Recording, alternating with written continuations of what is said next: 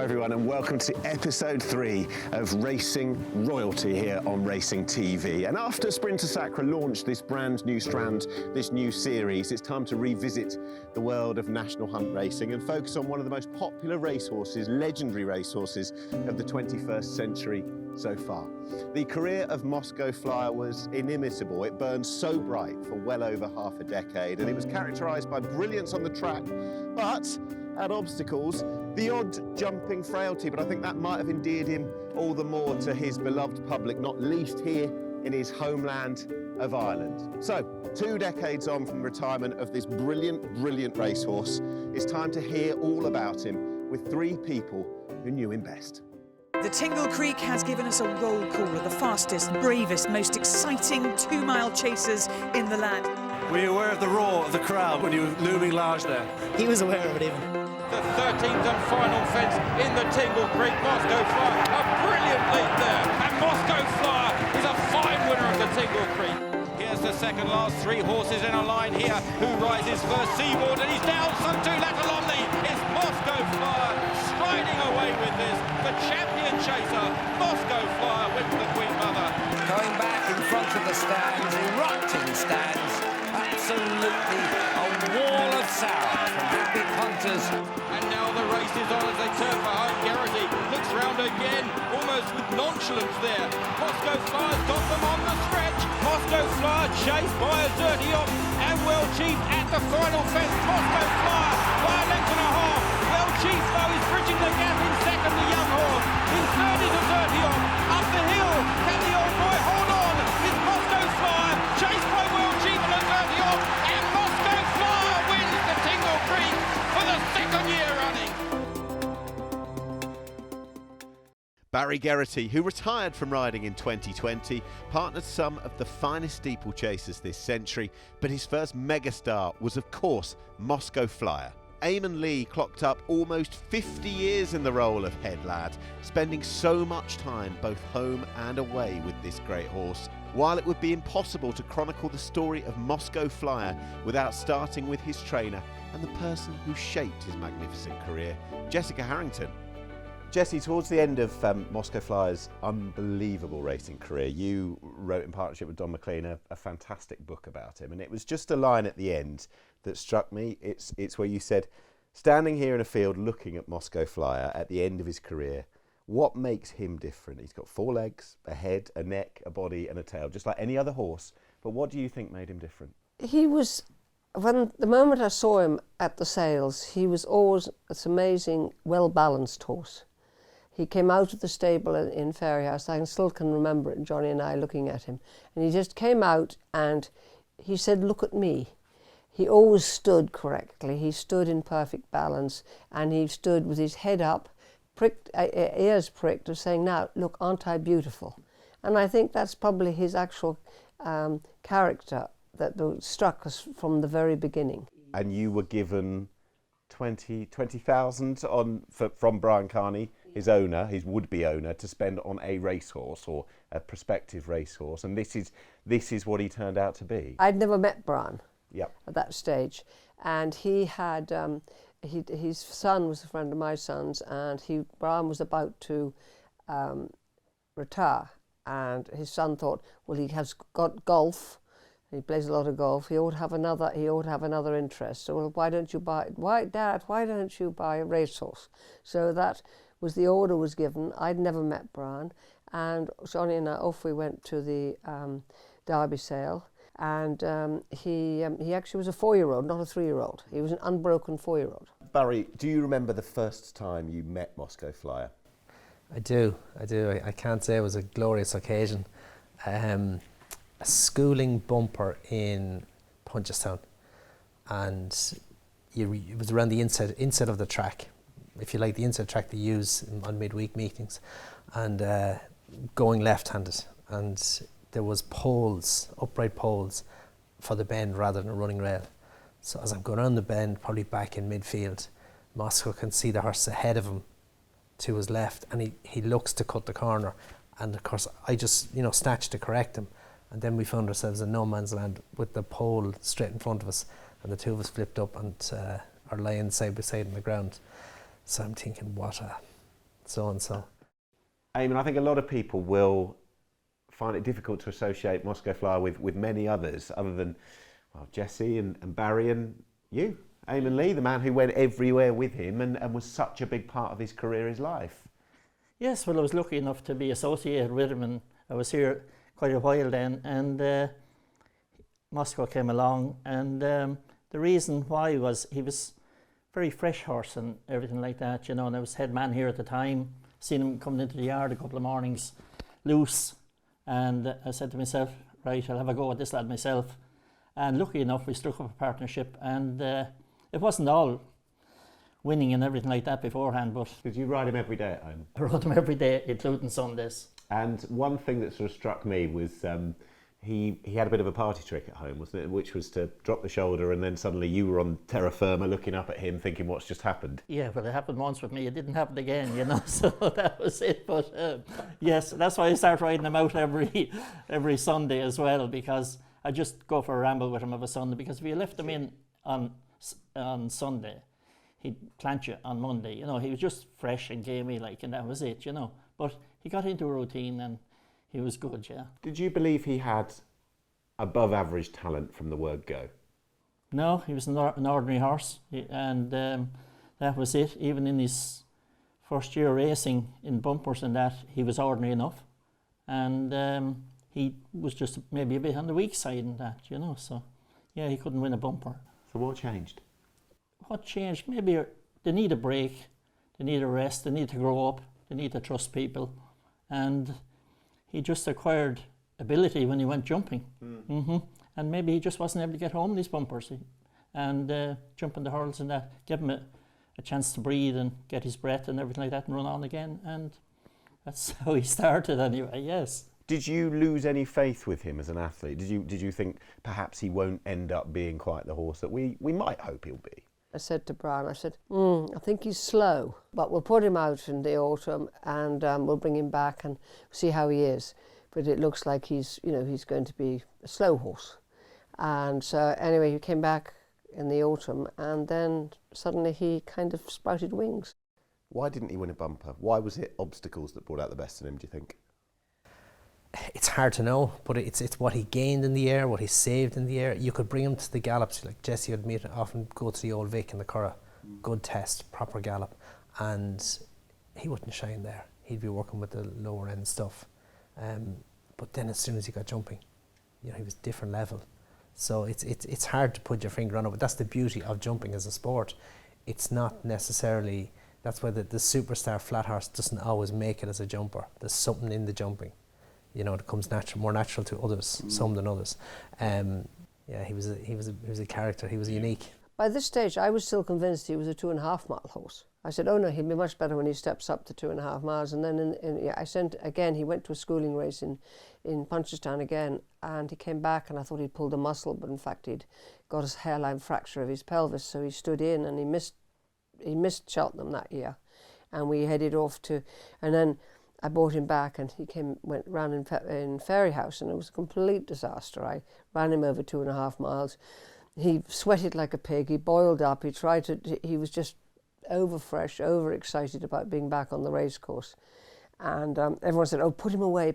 He's too good to run again." And I said, I got thick with him basically myself. I said, "Oh, you know, it's a great thing."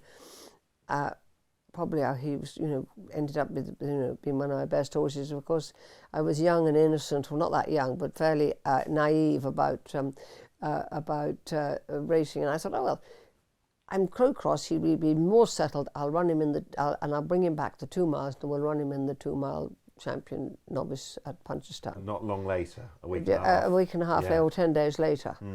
And he absolutely bolted up. Beating the Supreme winner, Yeah. Sausalito Bay. Yeah, and they still didn't take him seriously. They didn't, did they? No. He won 2 Grade 1s as a novice hurdler. Yeah.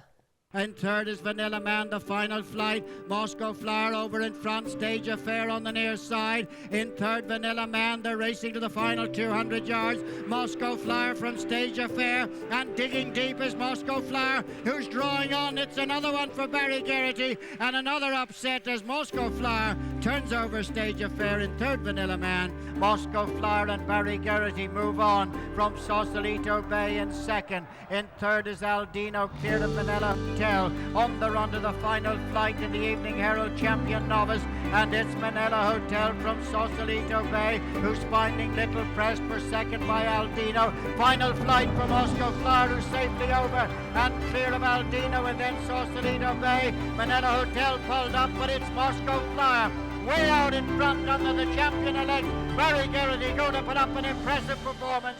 Wins by over a dozen lengths for Jessica Harrington.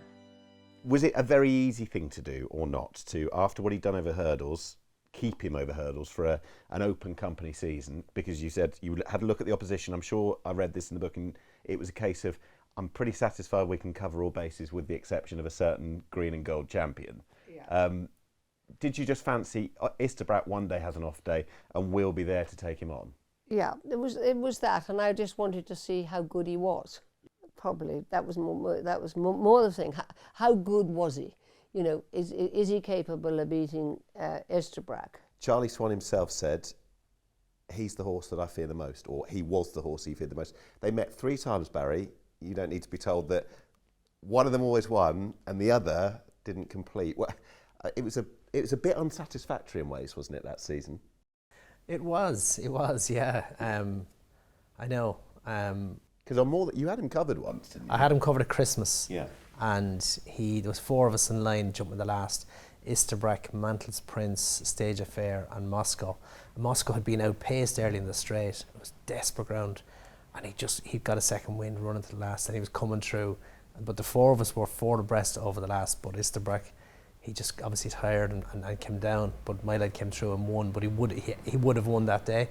Then I fell at the second last. I'd say Isterbrack had me covered, and then another day Isterbrack fell at the last and probably had me stretched as well, and not far, but yeah, so I'm not saying he was better than Isterbrack, but he was the biggest threat to him. When you knew how good this horse was as a hurdler, and Isterbrack was 2 years older, so getting older, 10 rising 11, Moscow, peak of his powers, did you think, let's keep him over hurdles, or did you have the same idea as Jesse and Brian, the owner, that fencing would be the way forward?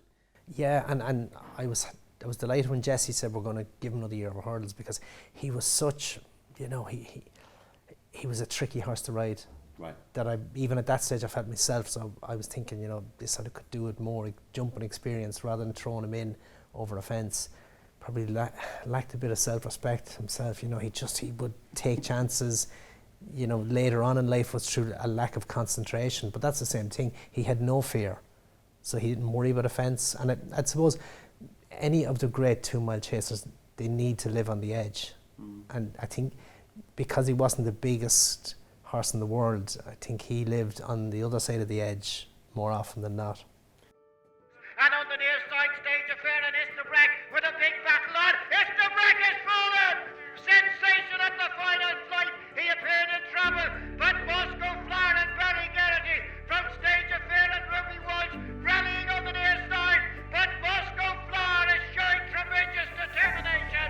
He's delighted to win this one, Barry Geraghty on Moscow Flower.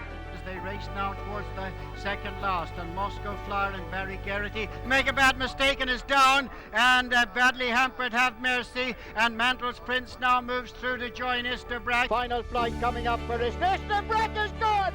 He's done it again here at Leopardstown. His only fall ever was here, and he's done it again at the final flight. And amazing dramatic finish as Moscow Flower, who took advantage last time, will do it again to win the Shell Champion Hurdle. Going into the Champion Hurdle, the big theme would be, could Moscow Flower dethrone Isterbrack and stop him winning a 4th successive hurdling showpiece? Externally though, trouble was brewing that would threaten industry, agriculture, tourism, and unfortunately the sport of horse racing. The 2001 foot and mouth crisis. We were not going to be allowed to go to Cheltenham long before, even if Cheltenham had taken a place. And, you know, I felt like someone had taken all my sweets away out of the shop, and I was barred from it. Given at that stage, he was 7 rising 8. Yeah. Isterbrack was a year or so older, a couple of years older. Did you have a a real sort of dilemma as to whether to keep him hurdling, or did you think we've got to go chasing? If it's ever going to happen, it's going to happen now. Yeah, I remember talking to Brian about it, and he said, look, we bought him as a chaser. Let's go chasing. And so we did. And then, of course, you know, as history has it, he goes to his beginner's chase in Fairyhouse, and he thinks he can flip and walk on water. And, you know, what's the third last or the fourth last, he decides that he can stand off outside the wings and still make the fence. And it takes a crashing fall. And everyone said to me after that, oh, go back hurdling. You know, don't chance him. Don't take the risk of running him over fences again. You know, you can go back hurdling and you'll win the champion hurdle. And I suppose, again, out of sort of naivety, I don't know, I said, no, we'll give him another go. Brian Carney, the owner, he's got one of the best about, but he said he dreamed of having a runner at Cheltenham and standing in the hallowed paddock. And I guess because of Moscow's injury as a novice and ghastly foot and mouth, he hadn't had that opportunity. No, he won at Christmas, and then Barry was hurt, and Paul Maloney rode him, and it was very wet at the race we ran in, which is now Dublin Racing Festival, one of those races, and he jumped that. He actually jumped the fence all right, and he just slithered on landing. And I remember just seeing him slithering across the ground, and that was our last race before the Arkle. And so he went into the Arkle, and everyone said, oh, he won't jump around Cheltenham. How could he jump around Cheltenham? Look how bad a jumper he is. Racing round the final turn is Moscow Flyer for Ireland here, Barry Geraghty, chased hard by Seaboard, who's got 2.5 lengths to make up as they race towards the final fence. Seaboard coming wide, Azertyuiop and Well are well down in third and fourth. That's the final fence, a great jump from Moscow Flyer. He still leads by 2 lengths, but Seaboard will not give in without a battle. Moscow Flyer from Seaboard as they race up the Cheltenham Hill, and Moscow Flyer is drawing away now, and it's another win for Ireland. The second race, 2 out of 2. Moscow Flyer wins the Arkle. The second Seaboard, clear then of Azertyuiop in third.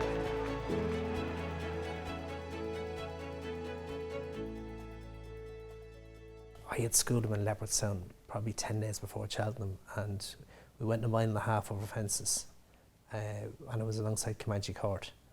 And I remember ripping down to the third last. We'd stayed in Dublin the night before, we'd had a good night, and there was a bit of fun and the blood was up. And I was going down to the third last, and we were flat to the boards, as you could imagine, on that class of horse over that distance over fences. And I could hear Ruby in the background, he's smacking away at Comanche Court to try and keep up, but Moscow was, boom, flew the third last, turned to the second last, which is a really tricky fence, a little like the cross fence in Newbury, you know, can catch a horse out, and when you're long at it, you're really daring one. And Moscow went down, and he was long, and I said, go on, and he pinged it.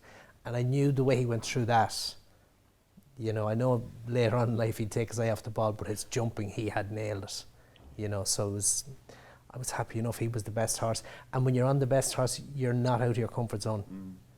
When you're stretched, you're more likely to make mistakes or errors to happen because you're on the back foot. But when you're in fourth gear, it's not as likely. A little later that day, Isterbrack obviously pulls up. Hall of Loire won the champion hurdle, and you probably thought I would have won that as well, wouldn't I, if I'd have turned up in that? Well, yeah, it never really crossed our mind, and it didn't mind at the time, but I suppose if he didn't win the Arkle, you know, it had to be a fall was the only thing could beat him, and that's hard luck. And, you know, a great thing, I suppose, the connection myself and Jessie had all the way through my career, and, you know, whatever time we had together, you know, she wouldn't doubt you in those fall situations, and she never did. And we went back to, you know, in years to come, and there was never a word said. So if he did fall, you know, she'd have said, silly old fool, and move on. She's a brilliant woman like that. For all that we love watching reruns of great Tingle Creeks, it didn't begin brilliantly, his relationship with Sandown, did it? Through no fault of his own, but that could have gone better, couldn't it? Absolutely, absolutely. And that was a great race. But, so Senkos, I think he dived at the ditch and down the back, the first ditch down the back, and sprawled on landing. Moscow had jumped the fence well, but jumped into his right and then ducked back left, and gravity had got me. Now I remember chatting with Jessie years later from Punchstone, and said, you know, I wouldn't have come off him if that was nowadays. Yeah, and, you know, I just complimented her. She'd like that again. there was never a word. We'd shared the taxi back, chatted away, no problem. You know, just one of those things, move on. Disappointing opportunity missed, but that's it. That was it completely, yeah. So, and was Brian like that as well, Brian Carney? Yeah, an absolute gentleman as well. So no, really, really good people like that. So, you know, it was one of those things. I do believe though in later life, just with where fitness levels had got to, core strength, those things that, no, I think I'd have sat tighter that next time around. But the falls after that, I give Moscow full credit. He was... Well, they jump away for the Queen Mother Champion Chase. Cataran was a bit behind the others, but has jumped off okay. He can be tricky at the start. Edredon Bleu, the former champion. At the time, you know, it's not like Willie Mullins was sending 10 winners out at the Cheltenham Festival every year. It was a bit different back then. And you had the 7-4 favourite for the Queen Mother Champion Chase, the big race on the second day. It was a dramatic running of it that year, as I'm sure you remember with Latolomni a couple of years in a row. But he was imperious. Was that everything you expected him to do that day? Yeah, he just did it, and he did it so well, and he did it he did easily and well, and he was just, always travelling, jumping. Barry just didn't have really a moment's worry, I don't think, on him. Did he have that feeling of the darling of Ireland, the public property kind of animal by that point? Oh, I think so, yeah. Like, I suppose when you're on the inside, he is your darling, and he is the world. So you're hearing it from the outside, but they're only hearing what you're thinking, if you like. So when you're in the bubble, you probably don't recognise it, but when you reflect back on it, years later, it was, there was, and the way people would speak to you over the years about him, he was, the flagship horse for the country. I feel like he was the one they connected with. He was a bit of a flawed star, like lots of us. But the last ditch, for some reason, there's about 12 strides from the bend when you face the last ditch. And whether it was me or Moscow or a combination, but for some reason we always seem to meet on this crazy long stride. When he won the Arkle, I kicked him at it, and he got there. And the Champion Chase that year was the same again, and just got there. It didn't work out so well the following year. The final fence coming up then for last year's Arkle winner. Moscow Flyer draws towards it, jumps it well. Native Upmanship second last year, looks booked for second again. Chekhov is third, up the hill, and the favourite's going to win the big race of the day. It's Moscow Flyer striding away with this. The champion chaser, Moscow Flyer, wins the Queen Mother. To win a championship race at Cheltenham, it is some buzz. It really is. It's a great buzz, and it's not just the race and the heart pounding and everything else, and then you come back down and you're in the winners' enclosure, and it's packed, and I just think it gives it such a metal of atmosphere that I now think they've got it a bit sterile and keeping people out. I think it's a pity, because I think that's half it's half the uniqueness of Cheltenham, that everybody can get in there to celebrate with their local horse. 2003-4, he is the established star, he is the champion chaser, he's the best about. There's an up-and-comer, there's Azertyuiop, who you beat in the Tingle Creek. He gets his win at Sandown. It's not one of the races that, the 2004 is the race we always see on Twitter and so on when it's rolled out. What was 2003 like when he defeated Azertyuiop, who I think had come to grief at the first in his trial run the time before? So there was a feeling in that camp that he probably wasn't quite as fit. Were you comfortable that you would have beaten him come what may, do you think? Well, that was my feeling going into it. Yeah. And, I suppose we're all guilty of looking for the next great thing, but we knew how great our one was. So the likelihood of another one being at that level, we didn't think that was the case. So no, we'd full faith in him. And it was a comfortable win. And Azertyuiop had his excuses, if you like, and that's fair enough. But no, I think Moscow, he stamped his authority on the race. He probably had to work a little bit harder the following year, but he stamped it then again. Could you feel a rivalry building? A narrative with Team Azertyuiop at that point? Yeah, and the press had it, and they Paul. Did, didn't they? Yeah, Paul. He wouldn't talk one down. So there was definitely, it was snowballing, and it was brilliant. But we loved it because. I suppose whether it was blind optimism, which I would have suffered from a lot of my own career, and Jessie would, she'd be fairly optimistic too. So, we couldn't see it going any other way. We didn't necessarily say it publicly, but we knew heart and heart that That's only one horse here. A bit like it was when Seaball was clashed with him in the Arkle. He went off favourite, but there was only one horse on the day for us. So that's where he was in our minds. Would Ruby and yourself, friends, competitors, have a bit of a jest about it? Oh, completely, yeah. Well, like we came along at the same time. There's about 6 months between us. So no, we always had a really, good friendly rivalry. But like it would edge both ways. We would be very friendly, but then we'd also be very rivalry as well. So yeah, which is natural, and it was healthy. And I'd say that competition pushed us both. But yeah, great times that I've had those horses clashing. But yeah, I was pretty sure and happy I was on the right one. As they race left-handed going uphill, Chenkos and Estley some way detached. Flagship Overall is just latching on to the back of the leading group, heading towards this big open ditch. And it's Azertyuiop who will lift first of mistake. Moscow flies down. Moscow Flyer a faller, poised on the outside in about third place. The reigning champ on the deck. And the big challenger, Azertyuiop, is in front at the top of the hill. There's Barry Geraghty walking away. But a real bitter blow there. And another of the big Cheltenham hot pots is beaten at this year's festival, and it's Azertyuiop that heads down the hill. 2004.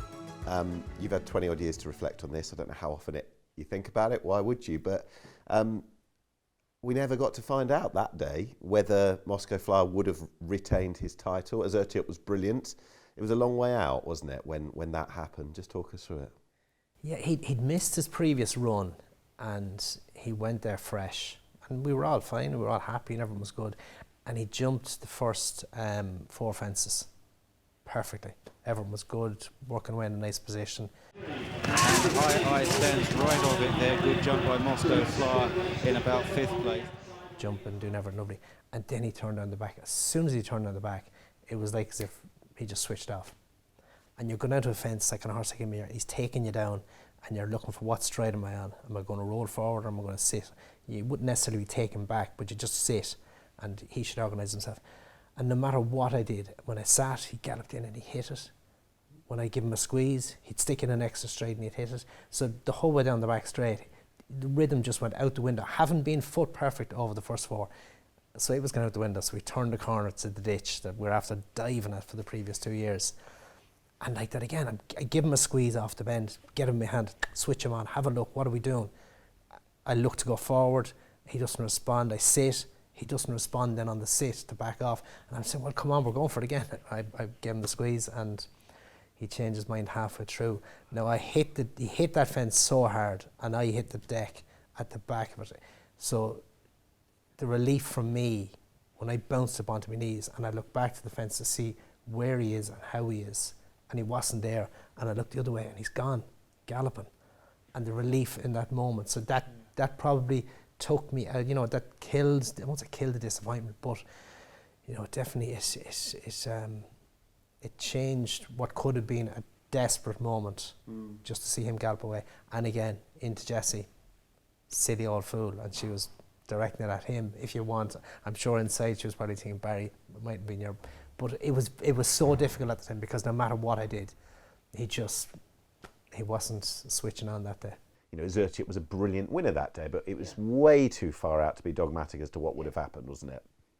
And that's when I got cross with him and I said, right, you're going to go to Aintree now and run over 2.5 miles, which he had never run on over 2.5 miles since he was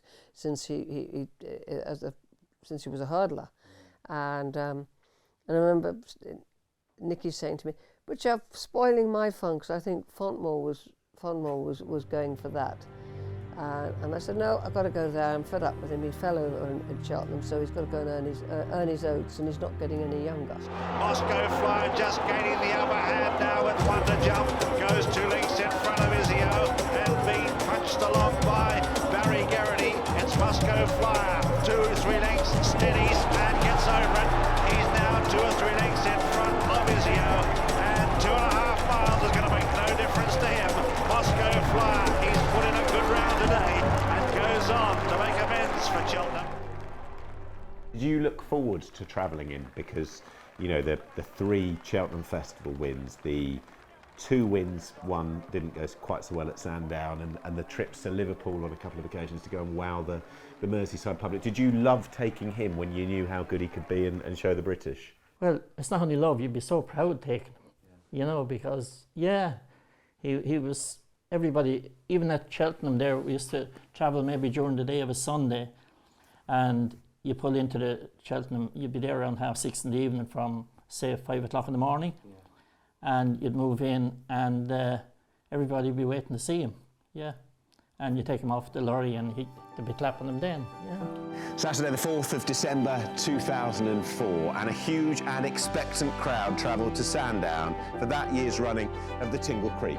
Moscow Flyer, of course, was there, but by that point 10 rising 11, and after the unseat at Cheltenham a few months prior, he was the dethroned champion. The established champion chaser, Azertyuiop, was there, very much in the peak of his powers, and you could throw more spice and intrigue to the mix with the younger legs of the Arkle winner, Well Chief. The recipe was there for one of the great clashes, and what transpired over the next few minutes or so was, for many, the race of the 21st century so far. Those at Sandown were in for one hell of a treat. It was just an amazing day because, you know, it was the old boy coming back, it was the defending 2-mile champion chaser, and then there was the young pretender, Well Chief. And so, you know, you had the three of them there, all arriving on, all having arrived in tip-top condition. We had a plan with Barry that, you know, he'd head off just before the pond fence, I think, get over the railway fences, over the pond fence, and then have a good long look around as though he wasn't going very well. That was the plan. That was the plan. Up against the fastest 2-milers you can find. Yeah, and it's sort of trying to lull them into a false sense of security, I suppose, in a way. As they now head to the last in the back straight, Moscow Flyer much better there and lands in front, and the crowd cheer him on. They cheer the Irish horse on. He's so popular. Azertyuiop, though, is close now, breathes down their neck and is pulling double under Ruby Walsh. That was the ultimate, you know, three. Like, you have 2-way clashes, which are brilliant, and they often work out, but to get 3, you know, really smart horses like that, all 3 to perform, and for it to go the way it did, and, you know, we knew tactically where we'd be. We knew Senkos was the likely pace angle, knew he jumped slightly left, where the gap was going to open up. So, like, you know, to me, I visualised the whole race, how it had planned it, and you would do it subconsciously on other races, but there was half a dozen of us or so. It was very easy to figure out what way this is going to go, you know, bar mishaps, and it just unfolded. But the perfect moment for me was jumping to the front at the back of the railway fences, and then just to slow it down, because I knew Azertyuiop was a horse with high cruising speed. I knew the kick Moscow had from the front, but also I wanted company, because if he was out on his own, there's a good chance he could just step into one of these. So to pull it up, stack them up, then quicken, have a look, come on, dare them to come on, and, you know, get them to push me up the straight. That was all, you know, premeditated, because I knew that he needed company. So if it was going to unfold with him being, you know, the superstar we believed he'd be, you can afford to dictate and do things on your own terms a bit, and it did work. And he, you know, he was unbelievable that day. 10 rising 11, the dethroned champion. And it is almost the hallmark of great, great champions that even with a bit of adversity, which he'd had, they can come back. And it's the Hollywood script that we just can't predict, and which makes it oh so special. Yeah, and I remember literally the tingling all the way up my back when he you know, jumped the last, and was going to win. They weren't going to get there. It was just absolutely amazing. I remember I was watching it with Nicky Henderson. And I think we were like, I think I did a lot of shouting, and then I was completely speechless. It's kind of hard to imagine in a way now, in the, you know, 20-odd years later, the idea of the 3 best steeplechasers around, 2-mile steeplechasers, taking each other on a full 3 months before Cheltenham. Yeah. You know, it kind of doesn't happen now. It doesn't. No. And it was great that it did happen, you know, and I think, you know, it showed that what horse racing should be, horses taking each other on, and they were all horses of different ages. Funnily enough, Azertyuiop stepped up in trip in the King George later that month, but had he been defeated that day, do you think you would have gone down that route? Yes, I would have. Yeah, definitely. It was in my mind that, you know, at the age of 11, she was then, or was he 10 coming 11? 10 coming 11, that he wasn't going to be quick enough to win another Queen Mother Champion Chase. And so therefore, if he gets beaten in Sandown, he's definitely going to get beaten in Cheltenham. So what's the point of, why not go and try something new? So was the 2005 Champion Chase, when the three great horses met again a few months later, was that just by that point rubber stamping what what Sandown was and what you knew he could do again? It was, yeah, but it was so easy in comparison. Like I used to reflect on that at the time in the short term and think, Azertyuiop dropped his hindmost in the water jump, which was a really costly mistake, no doubt. But we beat Well Chief so comfortably on the day. I kind of thought, did everything just underperform? But then when I look back on it and compared times and stuff, was he just better again? Yeah. Which I think there's a chance he was. And maybe that was his greatest moment. But because it was so easy, I didn't think it was, because I just thought it felt like a non-event because he just went through the motions. I think you took it up 3 out. Central House couldn't go any further at that point. You're a long way from the grandstand there, but it's so audible watching it back on TV now. Can you hear this expectant crowd roaring the Irish Banker home at that point?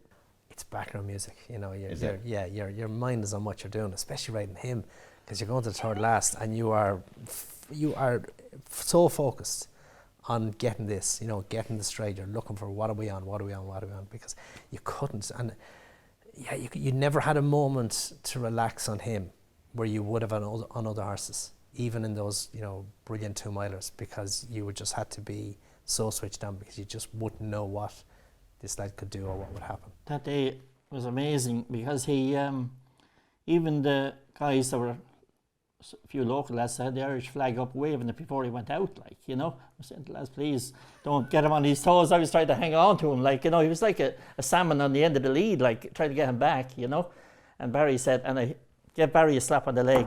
I said, don't kick at that second ditch. And he'll tell you that himself. He must have had a dead leg going to the second ditch, because he just dropped his hands and Moscow took off and it was all over. Were you good at watching his races, or would you get extremely nervous? Oh, sure. I had a couple of stints in and I put them all down to Moscow and everything like that, It's, no, she'd be up the wall. At the age of 11, he had given so much, but did it almost feel as if he was evergreen? He would just keep going because that's what Moscow Flyer did? It was actually the following year. My horses were all out of sorts in the autumn, and I think he probably was too. And it carried on through, he just wasn't himself. And he did run at Cheltenham, and after he ran in Cheltenham, I said I'd retire him. The spark had just gone. Like that, as I mentioned earlier, but when you're on the best horse and you're in fourth gear, you're not out of your comfort zone, things are just easier. You found yourself 4 out, 5 out, you're dipping, you're looking for a little bit. He's not changing gears like he did. No, he's not. It's not just as easy for him. Okay. So it was, and that was, I suppose it's a bit like anyone's career, if you like. That's how life goes. And he was brilliant. He got out in one piece, and we had magic days to reflect back on. I know Barry Geraghty was extremely moved when, I think it was autumn of 2016, we learnt of his passing. Did time sort of stand still for you for a bit to just reflect? It did. It was an extraordinary day, because I'd seen him the week before in the National Stud. I'd gone over to see him, and they were a little bit worried about him, that he was getting a bit old looking and a bit footy. And anyway, I said, look, if anything happens, I don't want him to be in any pain. Please do the right thing by him. And I was actually going over, it was the Cheltenham, I was going over to that, and I was sitting on the plane, and they rang me and they said to me, oh, Moscow's colicking. And I said, well, just try and keep him comfortable, but operation's not for him at his age, and I don't want to put him through it. Treat him conservatively, keep him happy. And I landed, and they said, oh no. I literally landed, and they rang me again and said, no, he's gone downhill. I said, well, just do the right thing by him, because I think that's the best thing to do. Fortunately, I brought our kids down to see him. I think only about 6 months beforehand. Did you? Yeah, which was great, and we had a photo of the kids with 3 at the time, and Moscow and Kicking King side by side, which is lovely to have. And none of them were born at the time, when were they? No, so not really. No, they weren't. Yeah, no, they weren't. No. They'd just seen pictures and videos and heard the stories. Yeah. So, but yeah, no, it was definitely, no, it was upsetting, but yeah, they looked after him brilliantly in the National Stud. He looked amazing, and like that, anytime you'd see him at any of the events where he'd be doing classes and whatnot, you know, he was always still the same character, having a look and having a duck. Yeah, he was just one of these lads. Yeah, he was different. Jesse, just lastly, as we conclude a wonderful episode of Racing Royalty, and Moscow Flyer joins, well, only great horses, because he was an absolute great. You've trained the wonderful Gold Cup winner, Sizing John. There's been Geraghty Champion Hurdle winner. There's been many, many good national hunt horses, not to mention a galaxy of top draw flat horses. But just to sort of give him his moment, and we have today, what does the name Moscow Flyer evoke now? Terrific memories. Just memories of travelling and racing and happy days and great fun with Bran and Johnny. And it's just the memories that the memories that he has given me, my family, are just amazing.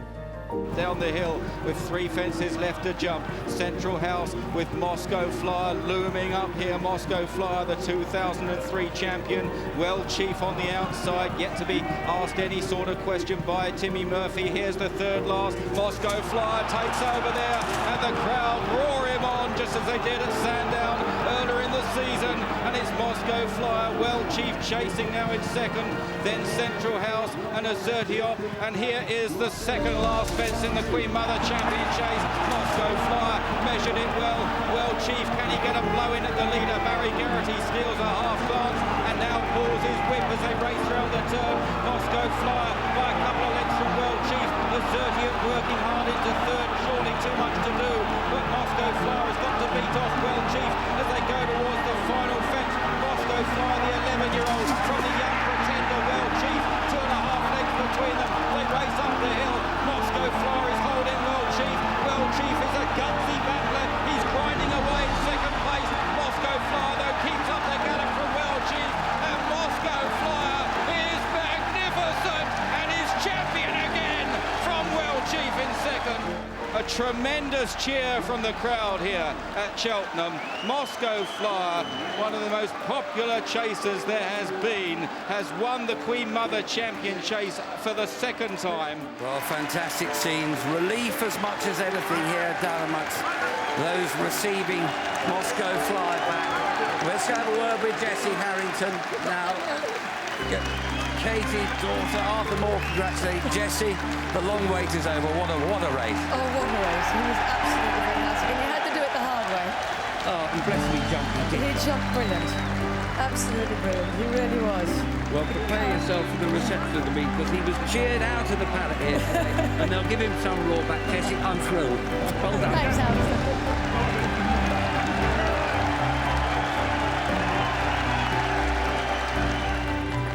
With excitement after Hardy Eustace yesterday. This is another champion display. He's one of the best 2-milers we've ever seen. He's going to get a real Irish welcome here, make no mistake. It won't just be an Irish welcome, there'll be English voices mixed in with this. This is a hugely popular horse in the hands of wonderful people. The Harrington's much loved. Look at Eamonn Leigh's face as he brings in his horse to him, Moscow Flyer and Barry Geraghty. And just listen to the noise. I'll let the crowd tell you the story. This is real Cheltenham history. It's what we come here for.